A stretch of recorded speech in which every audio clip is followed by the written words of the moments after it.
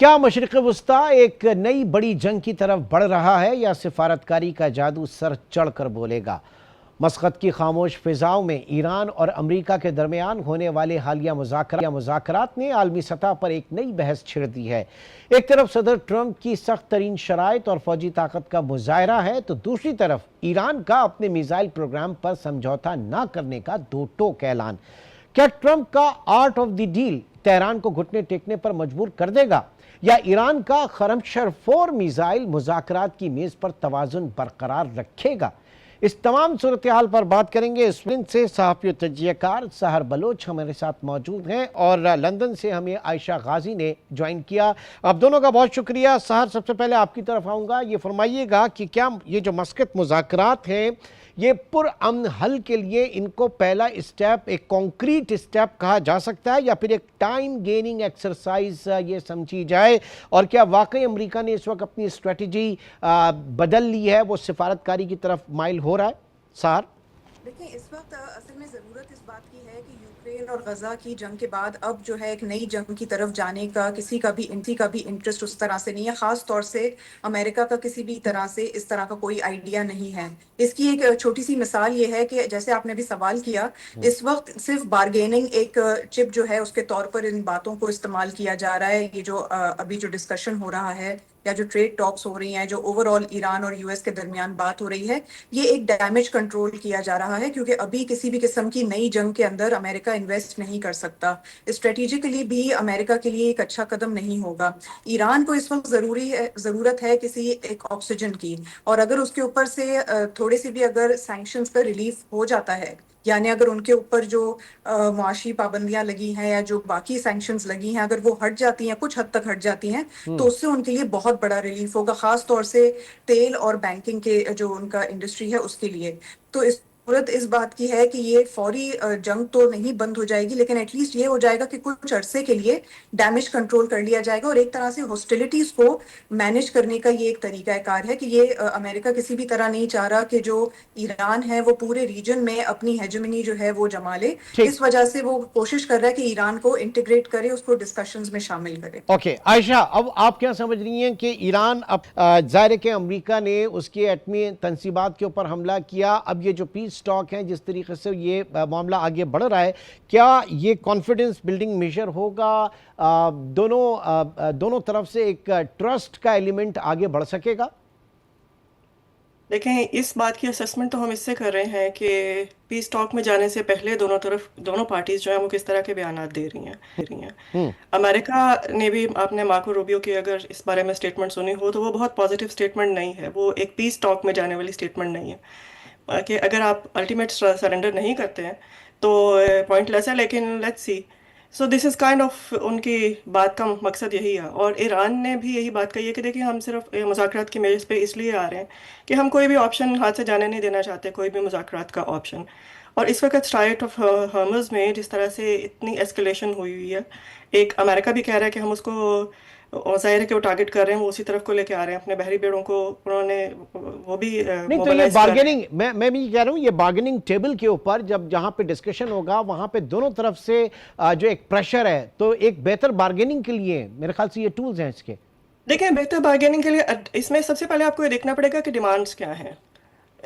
Iran के साथ से अमेरिका की डिमांड्स क्या है। अब अपना न्यूक्लियर जो है प्रोग्राम और मिसाइल प्रोग्राम दोनों को आप डाउनग्रेड करें, या उसको, खैर न्यूक्लियर प्रोग्राम को तो बिल्कुल ख़त्म कर दें, और फिर उसके बाद आप अपनी जो लेबनान में आपकी हिजबुल्लाह है उसको सपोर्ट करना बंद कर दें, आप यमन में अपने मलेशिया उसको सपोर्ट करना, हौसियों को सपोर्ट करना बंद कर दें, और फिर आप इराक के अंदर, दिस इज़ वेरी सिग्निफिकेंट, कि आप इराक के अंदर जो आपके मलेशियाज काम कर रही हैं उनको सपोर्ट करना बंद कर दें। इट इज़ वेरी इंटरेस्टिंग कि देखें, ये वही हैं जो तब स्टार्ट हुए जब वॉर ऑफ टेरर में ईरान के ऊपर, अमेरिका ने इराक के ऊपर हमला किया, और उस ठीक। वक्त 2003 में ईरान ने उनको सपोर्ट किया, और ये सारी वहाँ पे जो चल रही हैं ईरान की जो प्रॉक्सीज थी वो उस वक्त यूएस को सपोर्ट कर रही थी। लेकिन 2007 में आके उन्होंने यूएस को सपोर्ट करना बंद कर दिया, क्योंकि वहाँ पे दोनों का अपना कॉन्फ्लिक्ट ऑफ इंटरेस्ट आ गया, क्योंकि अमेरिका ये चाह रहा था कि यहाँ पे हमें हेजेमनी चाहिए, और ईरान ये चाह रहा था कि यहाँ पे हमें अब कंट्रोल चाहिए। तो एट टाइम्स ये भी हुआ कि इराक के अंदर ही कई जगहों के ऊपर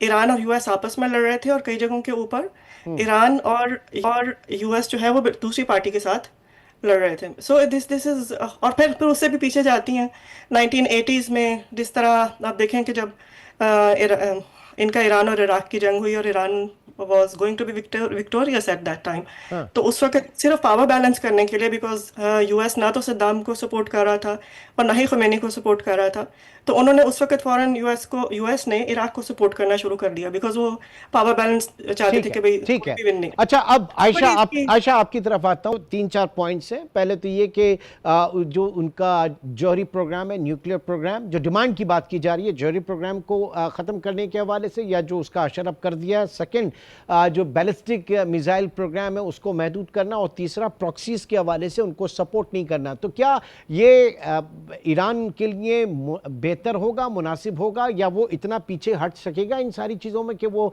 अमरीकी डिमांड को जो है वो फुलफिल कर सके? सहर?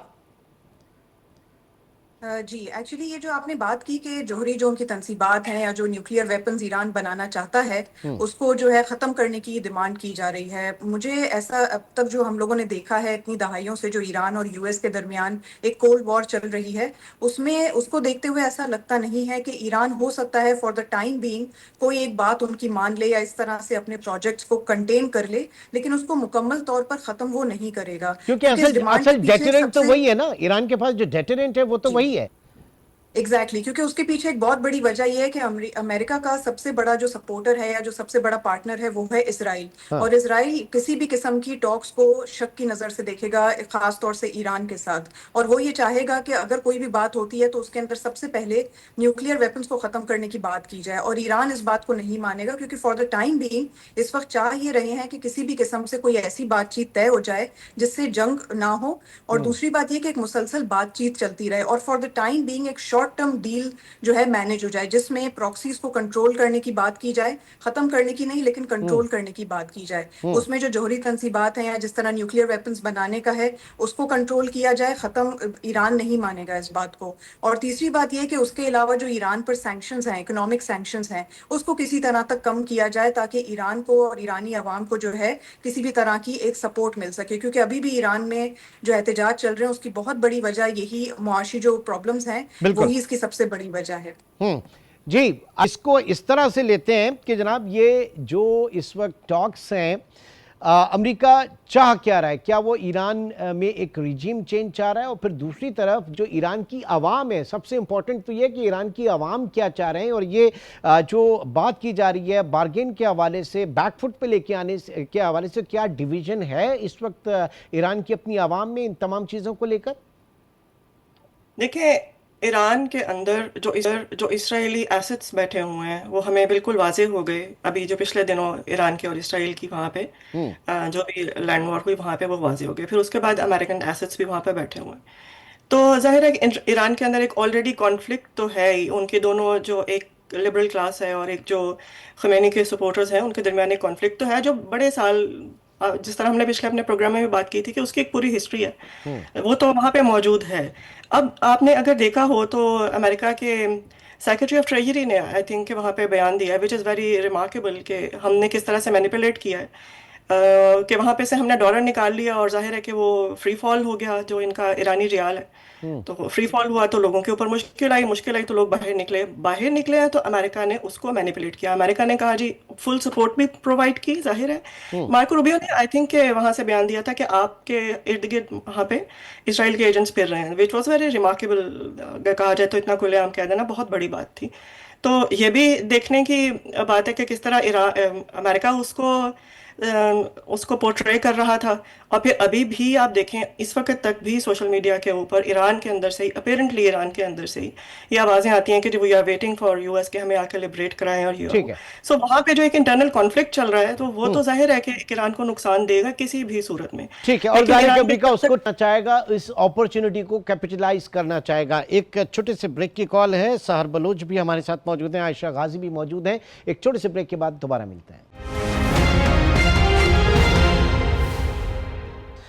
Welcome back. इस वक्त बर्लिन से सहर बलोच और लंदन से आयशा गाजी हमारे साथ मौजूद हैं। सर, आपकी तरफ आऊँगा। ये जेरेड कुश्नर की इस वक्त शमूलियत क्या इस बात का इशारा है कि अब इन टॉक्स के अंदर भी अब्राहम अकॉर्ड टाइप की कोई चीज़ डिस्कस होने जा रही है, या उसी को एक फर्दर एक्सटेंड किया जाना है? जी फिलहाल तो मुझे ऐसा नहीं लगता कि इस तरह की कोई बात इसमें इन्वॉल्व हो सकती है, क्योंकि उसकी एक बड़ी वजह ये है कि फिलहाल सबसे बड़ा जो मार्का है या सबसे बड़ा जो चैलेंज था वो ये था कि ईरान को टेबल पर लेकर आना और उनसे बात करना। क्योंकि इस वक्त अगर खित्ते में कोई बहुत बड़ा चैलेंज कर रहा है अमेरिका को, इसराइल को, तो वो ईरान कर रहा है। और जैसे कि हमने पहले भी बात की कि इराक और यमन और मुख्तलिफ इलाकों में, लेबनान में जो उनके प्रॉक्सीज हैं उनको किसी तरह कंटेन और कंट्रोल करना है। तो उस वजह से इस वक्त कोई ऐसी बात अमेरिका नहीं करना चाहेगा या टेबल पे नहीं लाना चाहेगा जिससे किसी भी तरह से ईरान वापस बैकफुट पे चला जाए और फिर उसको लाने में 10 साल या इससे ज्यादा का अरसा लग जाए। क्योंकि एक बहुत बड़ा जो फैक्टर इन बातचीत में बार बार आता है वो है ट्रस्ट डेफिसिट का। दोनों ममालिक एक दूसरे के ऊपर शक करते हैं। ईरान ये समझता है कि जो इससे पहले जो आलमी आलमी ममालिक के साथ मिलके जो एक प्रॉपर एक बनाई गई थी, एक तंजीम बनाई गई थी जिसके अंदर ये कोशिश थी कि ईरान को किसी तरह पाबंदियां उस पर से हटाई जाएं ताकि वो अपना फिर न्यूक्लियर वेपन्स भी बनाना बंद कर दे। उसको जब ट्रंप दौर में खत्म किया गया तो उससे ईरान को ये लगा कि भाई जो अमेरिका के वादे हैं वो मुस्तकिल नहीं होते, अक्सर उनको बीच में छोड़ दिया जाता है। जिसकी वजह से फिर अमेरिका का एक बहुत बड़ा फैक्टर ये है कि अमेरिका नहीं चाहता कि ईरान की हेजेमनी रीजन में रहे, जो कि इस वक्त है। और इस वक्त अगर इसराइल का सबसे बड़ा अगर कोई उनको चैलेंज कर रहा है तो वो ईरान कर रहा है खित्ते से। तो ऐसी ठीक कोई बात करना जिससे ईरान दोबारा बैकफुट पे जाए, ठीक है, यानी मुझे अमेरिका ऐसा अभी अमेरिका नहीं कोई लगता कोई कि ऐसा हो। अनफिनिश एजेंडा जो है वो नहीं रखना चाहता, सूरत हाल को जो है वो एग्जैक्टली, कंट्रोल किया जाए। बिल्कुल। जी आयशा, ये मुझे बताइए कि अभी हेडलाइंस बन रही थी कि कभी भी अमेरिका हमला कर सकता है, किसी भी वक्त हमला कर सकता है, और तमाम इंटरनेशनल जो जराइद में और टेलीविजन में ये सब रिपोर्ट किया जा रहा था ना।